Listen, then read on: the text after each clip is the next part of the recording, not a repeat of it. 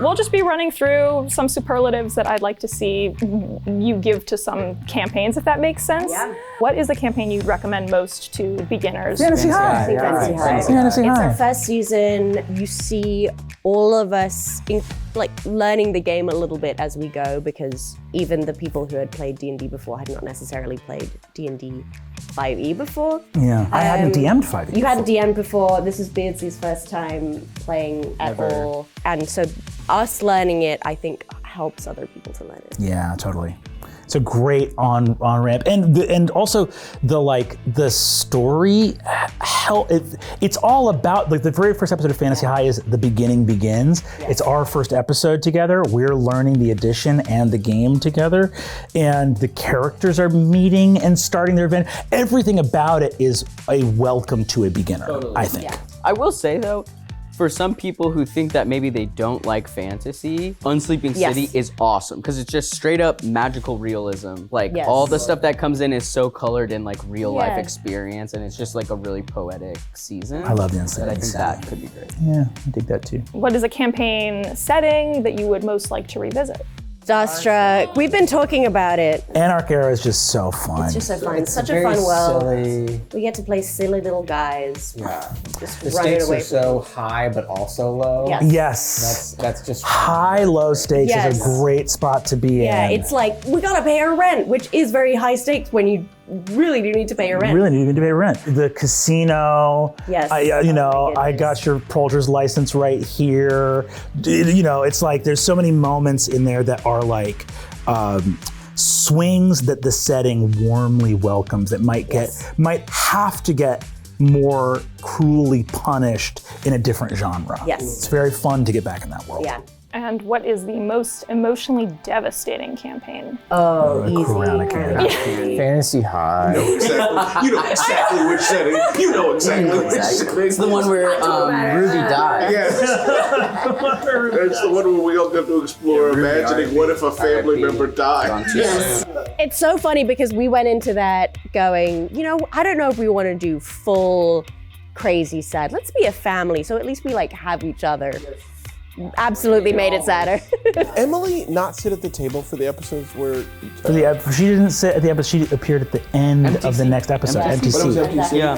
Empty seat. I remember that, and then Sean, you barfed everywhere. We ended on the illustration of Amithar holding Jet on the boat, and I was watching it and I was like, this is a new place. In the edit, I was like, we're taking our show here. Here we go. Okay, we're doing it. It's a comedy show. A bit of a spoiler alert, I'll say. Oh, yeah. Oh, yeah, spoiler. Oh, yeah. So what is the funniest campaign? Oh, I think Starstruck is the funniest. That's the one that... All of them, I hope, are very funny. Sophomore year, I just remember there are laughing, some really crying, stupid and I don't know what bits went into there that. are some very intensely funny bits in sophomore year. All of them have tons of very funny moments in them. I think that there was, if you were going to do the sub-superlatives of it, Starstruck is very funny because it's literally mercenary space western. The conceit of it is funny. These bozo space mercenaries can't fix their ship. Sophomore year, the above table reality of streaming live to Twitch, and the fact that we were watching Lou attempt to destroy his character, which is a priceless company asset, live on camera, where no producer could intercede. How far away do you want James and his crew to be before you charge out into the street?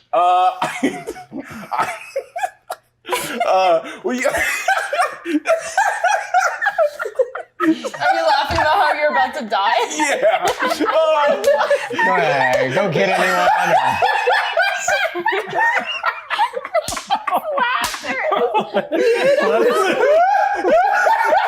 Lou has fully I'm just this is me. You did this as a bit and now you're stuck. No, this is not a bit. It's like he stole our boss's car and was like, let me do this trick. Come on, guys. I got a ramp and I'm going to do it. Jump the quarry. We sell t-shirts with this guy on it, and Lou is about to get him killed by a pirate mind flayer. Oh yeah. Please, let's get back in the dome, man. There's some more priceless IP I would like to take a Campaign with the best fights. Honestly, I think Never After. Oh, The yeah. sets were just like so iconic and really, really I crazy. do love some of the fights in Crown of Candy. The boat one, especially in Crown of Candy, Deep was Blue so Seas, sick. one of the best. That one was great. I do think I'd go for Crown of Candy just because also the comfort with us dying from you, Brennan, as the DM, meant that every fight genuinely felt The like stakes were like so you could actually- ratchet. choices That's are good, true. choices are bad. Not Let's that do the another other- high lethality Not that season. like other seasons are like, oh, it's all easy, but there was just something to the fact that we all had these backup characters made. Yeah. That just meant no, you don't. No, we don't pull punches. Totally. No, we don't. Yeah, because you're like, swerve. he wouldn't go there. Yes. But with that one, you're like, no, he literally. He's planned to go there. He's planned to go he there. intends to go there. I would love to get back for one where we go, and every campaign is dangerous, but like you're saying, the point, there's a difference between every campaign I've done, I have allowed for the possibility of PC death. Crown of Candy, I was aiming for it. Yeah. And that's the difference. Which meant, like, for me, it's like, it doesn't have to be you specifically, but one of you is going down by episode 10, or I'll eat my hat. And the, specifically in that moment too, I think, yeah, we got to go back to a high lethality game. That was really fun. I will say, I think in terms, I can't, for season, I think A Crown of Candy, but I do say The Last Stand has a special place in my heart from junior The Last year. Stand was so fun. That was really fun. That, just Gorgug knocking the purple worm down every single round. The teleporting, the Yeah, Scatter. yeah, Scatter is a great spell. Scatter's great. great. Given the you had a nat 20 on your portent and gave it to Fake for the smite. Unbelievable. And the like actual handwritten tests.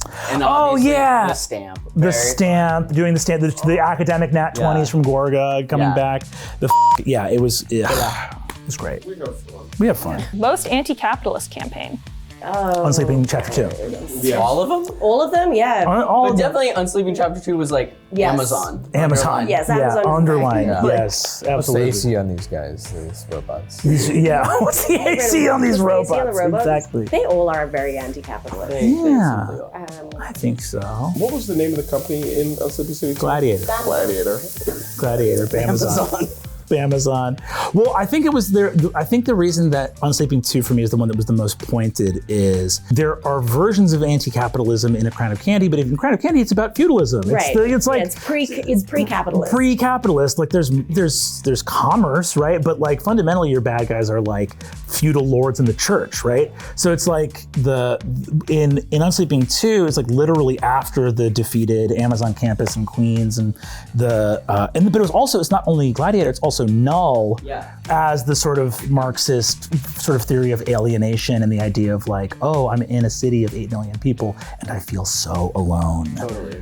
So I think that was the one that had the most like literal anti-capitalist theory in it. Yeah, the mall is closing down. The mall's closing down. We've got to save the rec centers. We got to, I know, especially so funny to have Murph make a character that like in all the people that are like, I represent community, I represent dreams. And Murph's like, I represent a immediately earlier, slightly less harmful version of capitalism. Yep. I represent the mall. I represent save them of like a version of capitalism that had some space carved out for physical community. Oh my god, yeah.